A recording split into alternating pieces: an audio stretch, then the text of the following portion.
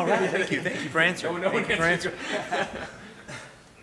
Stu, just give us an update, man. I know you're disappointed you couldn't fight in Greenville, but you're kind of, looking out for yourself first and your health and everything. So, we're a little bit past it. Just where do things stand now? Yeah, everything's good, man. I healed up great. I'm actually helping a few fighters right now get ready for their fights. My buddy Carl Reed is going to be fighting in the Contender Series in a few weeks, and I'll be headed out to New York to help Chris Weidman get ready for his fight at 205. So everything's feeling good. Back into training hard, full force, and hopefully be fighting again at Madison Square Garden in November is the plan. Don't know who yet, but we'll see. Is there anyone you want? I know me and RDA are both coming off of a loss, so it might be good time for him to heal up and maybe make that happen at MSG. So that'll be cool. I know Robbie Lawler's got a fight coming up this coming week, and we'll see how that goes. So yeah, man, I'm looking at somebody in the top 5 and ready to get back out there and do it again. I'm sure RDA would love to fight you because you're not a wrestler. Yeah. Well, he fought a striker, Leon Edwards, and Leon Edwards made him work, man. Made him work all 5 rounds. So, and Leon Edwards is on I think 7-fight winning streak right now, 8-fight winning streak. Wow. So he could be possibly fighting for the title as well. You can relate to that. Oh yeah. I've been there, man. I've been there. So I know everybody's talking, Masvidal maybe getting that next shot, but he's had 2 wins. His third loss was me in MSG, but I think there's more guys out there more deserving of the title. But he's putting on some good shows and knocked out some good people, so you never know. Yeah, you know your way around a knockout, but did you think of his knockout event? Oh, I thought it was awesome. And the funny thing is that he planned that. Like he knew what he was doing. You know what I mean? Everybody looked at it, was like, man, that's such a fluke thing. But he's got footage of him, doing that in the gym in the octagon, so he knew what he was doing. Have you ever had that, in, whether it was your kickboxing career or and where you planned something young to you like that and it just materialized? Oh, 100%. When I fought Johnny Hendricks, actually, we knew exactly what he was going to do during that fight. And, no disrespect to him or taking anything away from him, but it was almost easy, to be honest with you, that first round fight. I mean, he knew he was looking to take me down, and we worked my takedown defense, kept the distance. We knew he was looking for that big one-hitter quitter punch with his right hand, and just fell into place, man. Everything worked great. So you said you didn't think Jorge Masvidal might not deserve the title, you said, or might not be the most deserving. Who do you think would be some of the most deserving? Right now, obviously, Leon Edwards. I mean, he's on an 8-fight winning streak. He's doing very well in the division. So I think at the top, maybe him. I mean, under him could be Masvidal because he's got some great, knockouts, some good fighters. So, it really depends on what the UFC and the fans want. And the UFC is kind of going towards of what the fans want nowadays. So it could be Masvidal, but I think Leon Edwards has definitely proven he deserves a shot at the title. So what would you say if you're Colby Covington, who was the interim champion, and now he's fighting Robbie Lawler, and he wins, and he might not get that title shot again? Well, yeah, there was like the welterweight division was kind of stagnant there for a little bit because we didn't know who was going to get the next shot. It was kind of boring, the division, really, because everybody's there was a holdup. Nobody knew if Robbie was going to, Colby Covington was getting it, if it was going to be Usman.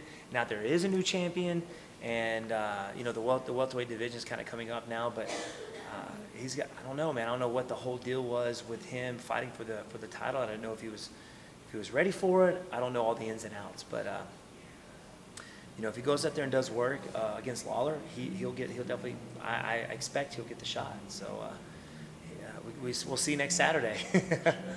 What do you think Ben Askren's position is in the division? Obviously, that was a pretty devastating loss. Yeah. Where do you think he goes? I don't know. I mean, I think he's ranked number 10 or 11 right now. He got bumped down. I know he could be possibly fighting another grappler, Damian Maia, who's very dangerous on the ground.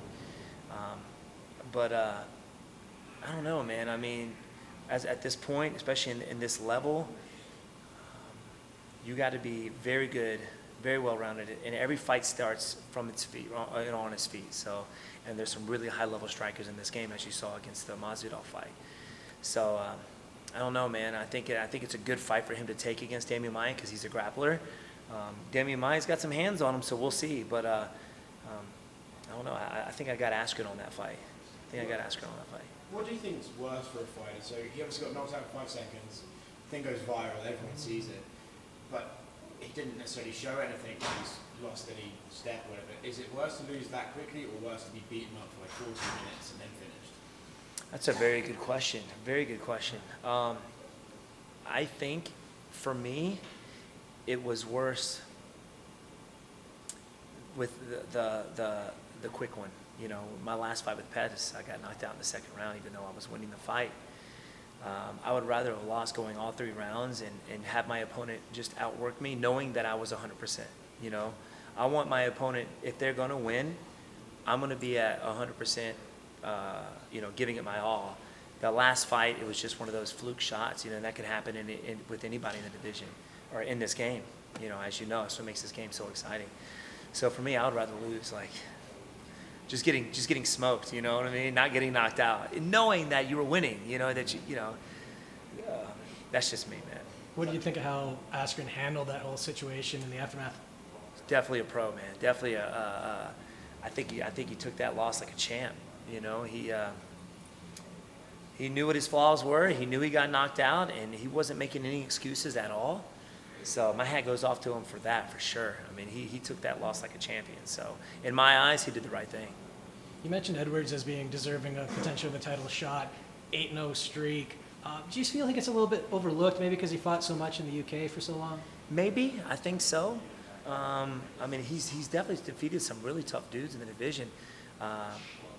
You know, I think his most awarding one was definitely this last fight against RDA, who was a top-ranked guy.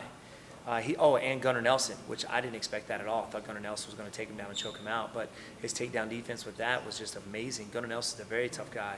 So I think those 2 fights right there should definitely deserving of a title shot. So I think he was overlooked a little bit because he does a lot of those fights overseas. But, yeah, man, I think I don't know who his next guy's going to be, but I guess we'll see after the Lawler fight and the Colby Covington. Maybe he'll fight one of those guys next, and then maybe for the title. Could it be said that Leon's been really hard done by because he beat Gunnar, then he gets punched in the head backstage by Masvidal, and now Masvidal's in a better position than him. You know? Yeah, and you know what? That could be an awesome fight too. That would be. I think there's some, you know, there's some beef there between those guys. That would be a very exciting fight. I would tune in to watch that fight for sure. So if there is a race to that for those two, I think maybe those two should face off to see who goes up tonight to fight the number 1 or fight for the title next. So I think it would be a very exciting fight. Where do you sure. think your buddy Michael Chiesa stands in the division right now? Michael Chiesa is a beast. I mean, as you saw, I was there sitting cage side against him, facing you know, Diego Sanchez. So very tough guy. I think he'll move his way up the ladder very quickly. Some good wins. I know he's looking to fight Neil Magny, which would be a good fight for the both of them.